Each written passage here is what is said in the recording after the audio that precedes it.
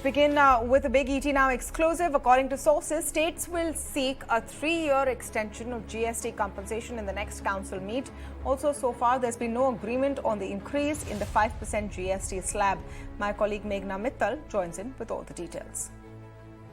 Yes, the GST group of ministers on rate rationalization that is headed by Karnataka CM, it held its important meeting today via video conferencing ahead of the GST Council meeting that we know is to be held on 28th and 29th later this month. So now what the sources are telling us that in today's meeting there were certain proposals regarding exemptions that have been finalized, which will be discussed in the upcoming GST Council meeting. Now we do know that there are some certain services which have GST exemptions, so the GUM has suggested withdrawal of certain exemptions that will be taken up in this upcoming council meeting. Also, what the sources are telling us that regarding the merger of GST slabs 12% and 18%, the states have not been able to come to any agreement, so there will be no suggestion made by the GOM for this council meeting. Also, on the rate increase on the slab rates, that remember the fitment committee had suggested that since the GST rates are much below the revenue neutral,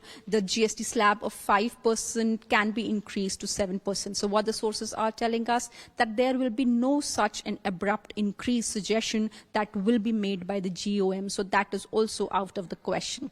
Now, regarding the extension of GST compensation, we know that it comes to an end in this month itself. So the states are expected to seek extension of the GST compensation for at least a period of 3 years. That will be their demand in the upcoming council meeting. So these are the major takeaways, important ones from today's GOM that was held. So some of the suggestions regarding exemptions will be discussed, but major decisions on rate increase and merger of slabs have not been arrived at.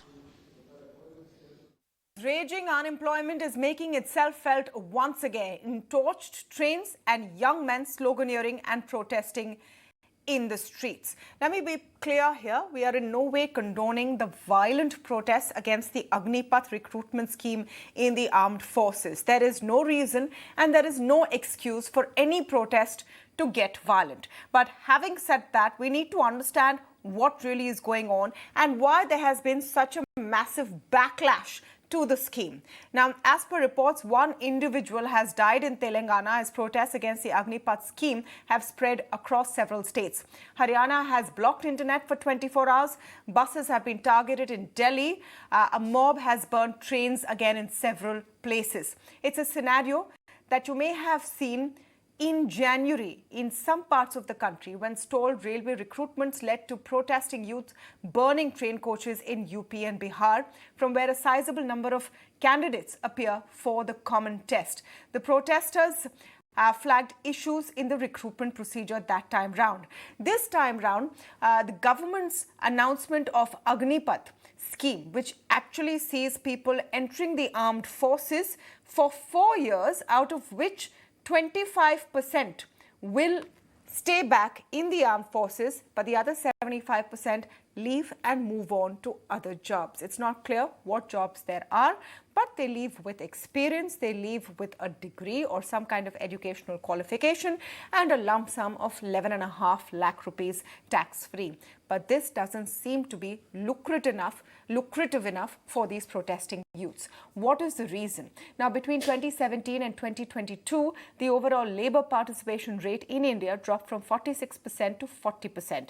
Among women, the data is even starker. About 21 million disappeared from the workforce, leaving only 9% of the eligible population employed or looking for positions.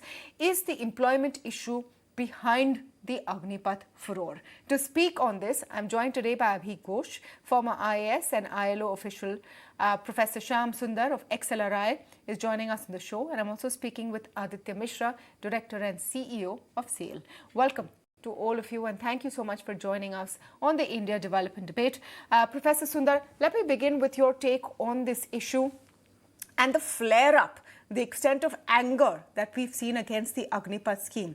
It's clearly something that no one, including the government, was perhaps prepared for, this extent of backlash. Yeah, the neoliberal globalization era in India, as elsewhere, is witnessing a very consistent change from standard employment, standard long-term regular employment, to non-regular, non-standard temporary employment. And this is quite marked in India. And this Agnipath is nothing but another, a kind of a contractization of armed forces. Now, this Agnipath scheme will segment the labor market concerning the defense forces into a regular, well-paid, long-serving armed forces and short-tenured contract kind of young defense employees.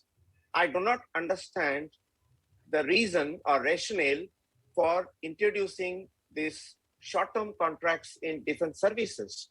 We all know short-term contracts do not elicit the kind of commitment that the long-term contract would obviously do so. Sure. But Professor Sundar, today what we're discussing, and we've been discussing this in detail with veterans from the armed forces, with various experts on whether this is a good scheme or not. But today I'm not talking about the merits or the demerits of the Agnipath scheme. What we're trying to understand is the extent and scale of the protests. And like we said right in the beginning, we're not condoning the violent turn the protests have taken. There's no excuse for that. But is there an underlying issue of employment which is fueling these protests? Of course, employment, lack of employment, adequate employment opportunities, or access to decent employment contracts is a bothering phenomena, and the COVID-19 has exacerbated the labor market distress in very significant manner. And the youth unemployment in India, though has declined according to the PLFS 2021 report, but it is still high. I may just quote the figure. I just looked at the youth unemployment. Of male, it is overall 13%, and female 12.5%. And if I look at urban, especially, the total urban unemployment, youth unemployment is 18.5. And for male, it is 16.6, and female, it is 24.9. Now, we are talking of youth unemployment or educated unemployment in double digits. And we see that for peon posts, people with a higher degree qualifications such as PhD or post-graduation to apply. There is a huge skill mismatch in the labor market. And many of the public sector government jobs in the past, according to the classic Nehruian model, the government would be the employment generator. Neoliberalism has broken this particular important institutional guarantee of employment to the citizens and left employment generation to the market, and the market forces have not responded well enough.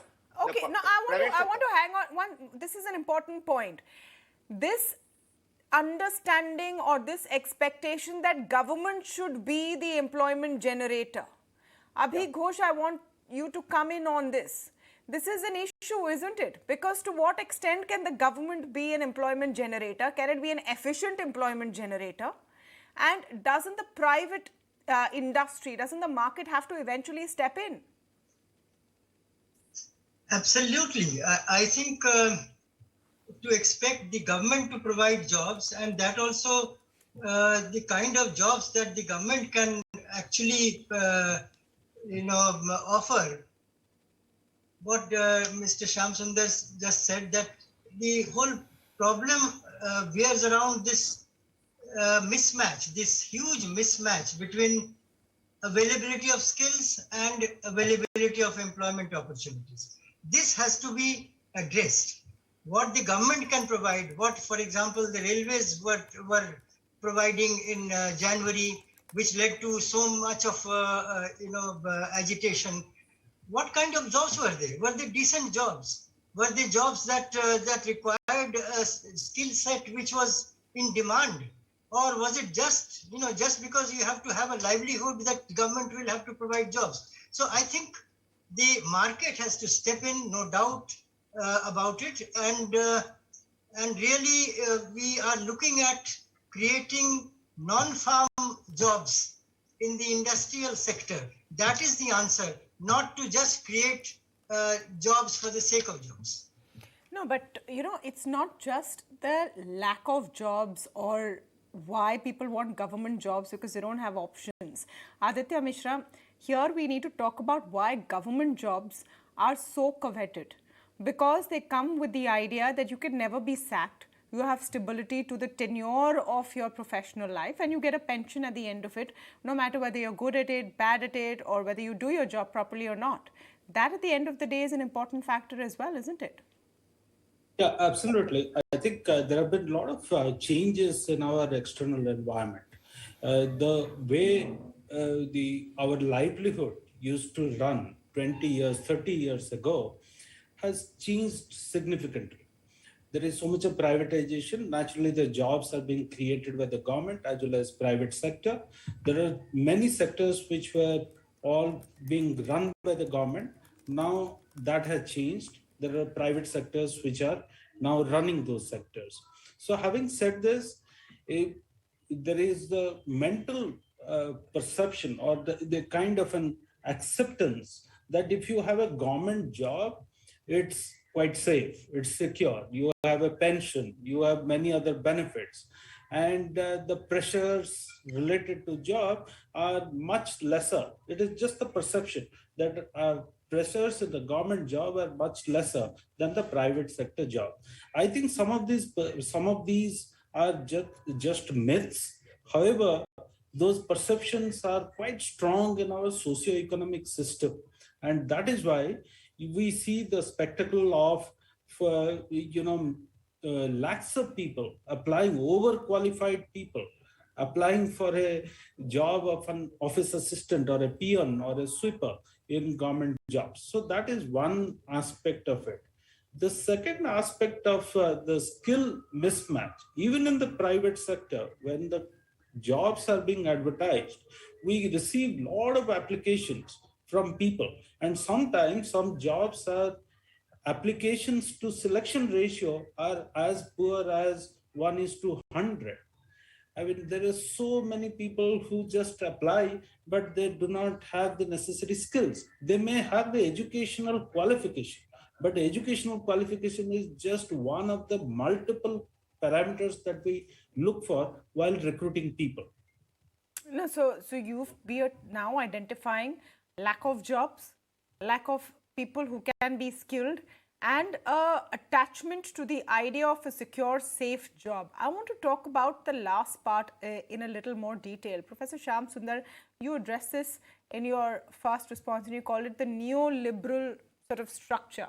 But around the world, the classic 9-to-5 job that lasts through your lifetime professionally in the private sector as well no longer exists. We're moving to a time and age where even that is not going to happen.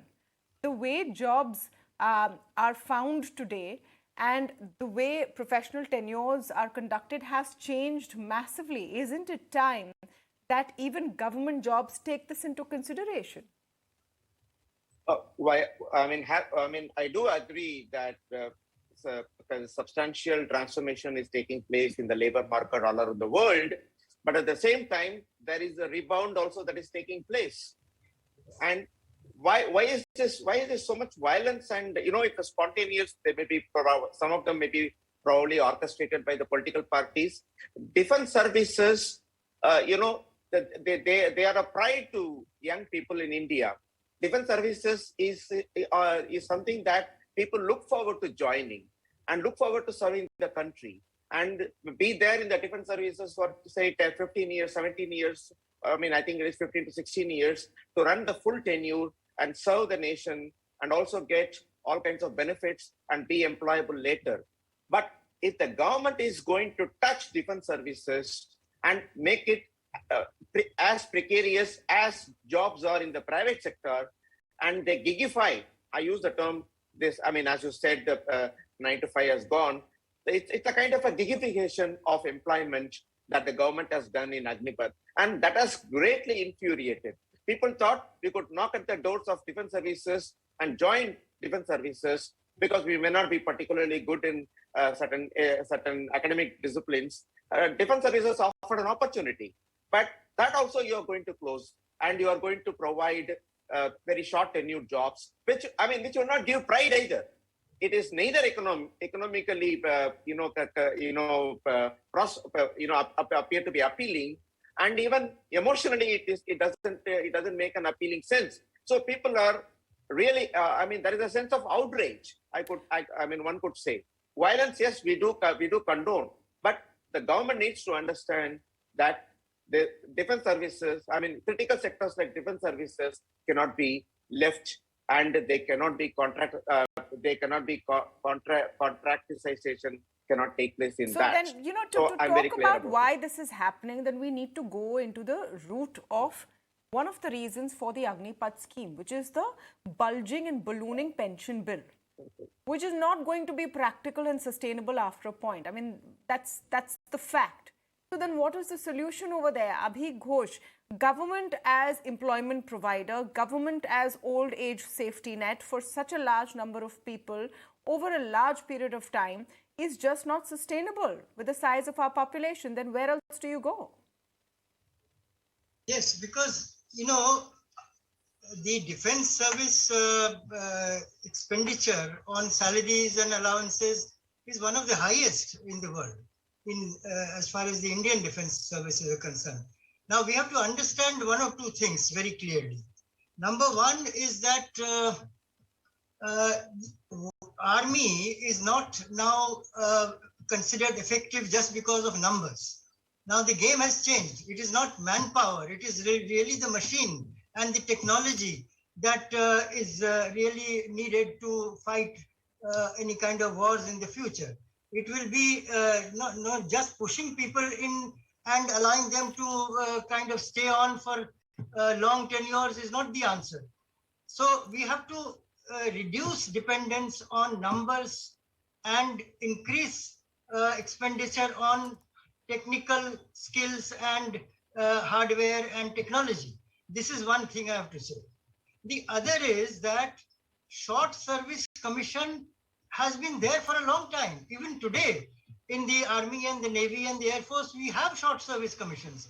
So it is not as if it is a completely new thing that is being done to contractualize the defense services. It's not like that.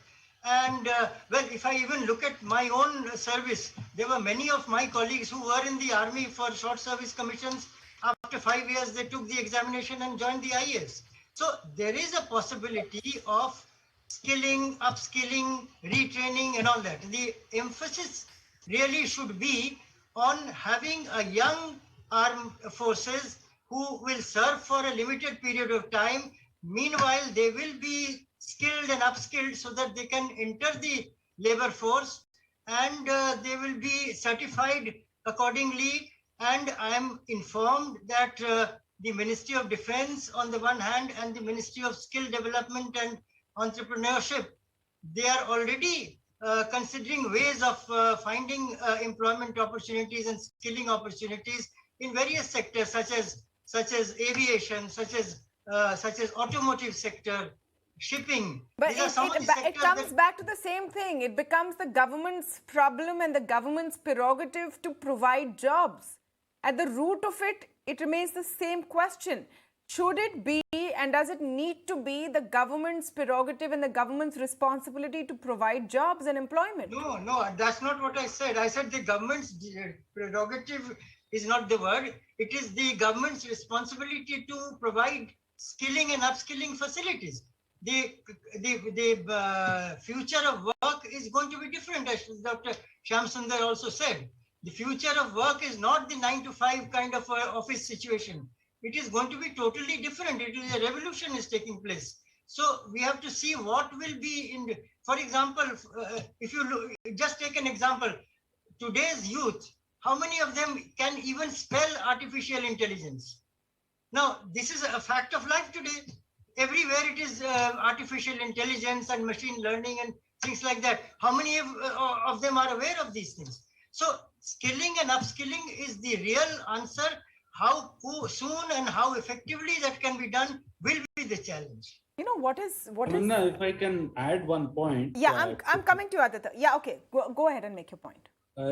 Apart from the skilling side, I just wanted to give another perspective. If we look at the world in general, even the defense forces of many countries around the world use a lot of contract employment. So I'm not trying to say that that is right or this is wrong. All that I'm trying to bring it to attention that the world, the future of work is changing, and we have to be prepared for it. Not only defense, but many other core sectors, even the administrative services, the banking, or whatever areas where the government operates, it has to use more and more flexibilities in its staffing plans. So everything cannot be on a permanent kind of a basis. So people have to be skilled. If somebody is skilling continuously, upskilling oneself or keeping oneself relevant, pretty much like the private sector, whether it is a teacher, job of a teacher in a school, imagine that primary school, there are also new skills that the teacher needs to acquire on an ongoing basis. So pretty much like a private sector job, that the employer as well as the employee have the responsibility to upskill themselves and stay relevant. You may be working in one of those IT companies, but if you are not learning new skills, you are given the pink slip. So why shouldn't it also apply to the government sector? Even if you are in a clerical position or an officer position in an administrative department under one particular ministry, there are new skills which are required. Government will facilitate, but the people also need to be proactive to take up this learning. What is clear here is the chasm, the great chasm between the kind of outlook to work and jobs in the private sector and the reality of a large number of employable people or people looking for jobs in this country. And are we recognizing that clearly is my question. Let me come to Professor Shyam Sunder over here. If we are saying to people that no one can guarantee a job to you, not even the government, why should they do that? You need to skill themselves. And then you take a look at the large number of Indian youth out there looking for jobs. Are they in a position to do that? Have they got the education to do that? You see, it's a related question. Now, if we talk about skills and labor market, etc., it's not only about the skills come from where? Then the Minister of Education, Human Resource Development, all of them will have to be consulted. My point is that if the government is spending money, apparently 30,000 rupees to start with will be the salary in the first year. About 10,000 rupees or 12,000 rupees will be put in the fund, contingency fund, other things. Now, the government is not going to reap the benefits of this investment.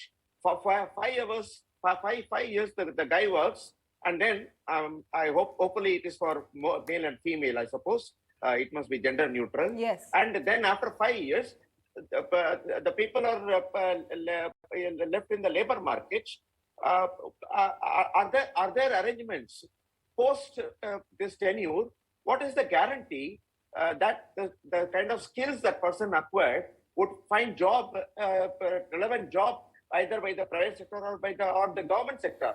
So has there been enough social dialogue between the industry, between the concerned ministries concerned, and the opposition parties before launching? So there are some states which have come and said that we will give priority in our paramilitary forces or in our state police recruitments, etc.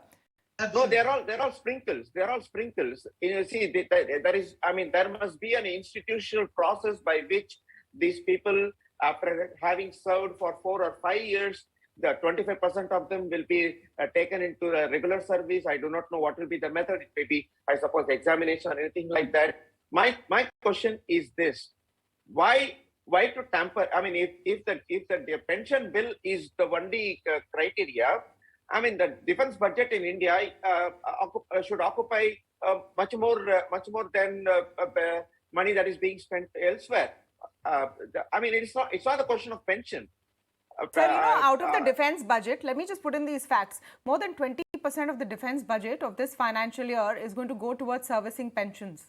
Out of about 5.5 lakh crore rupees, which is the defense budget for this year, more than 20% will go towards servicing pensions. Can we continue to do that? Is a serious question which is being mulled right now.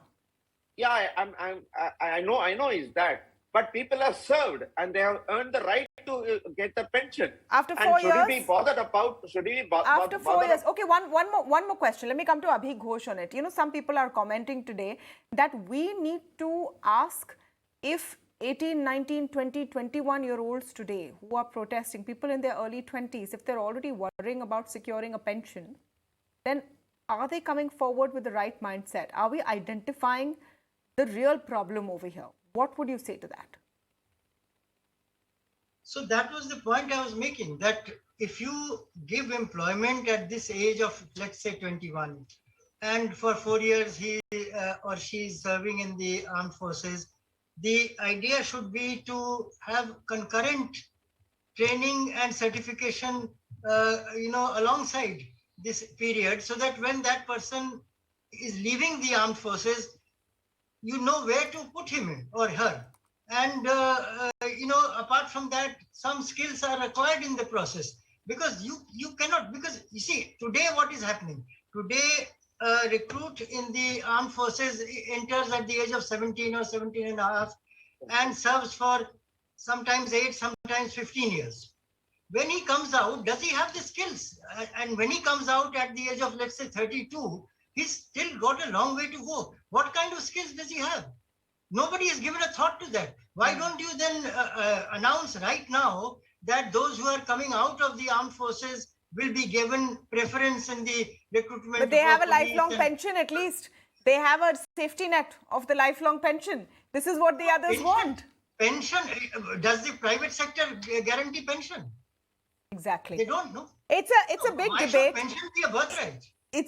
Why should pension be a birthright? It's a big debate with many questions to answer. This is why when we look at those visuals of burning trains and buses, no excuse for violence. But we need to ask the right questions of what is fueling that fire. Thank you so much to all of you for joining us on the show this evening.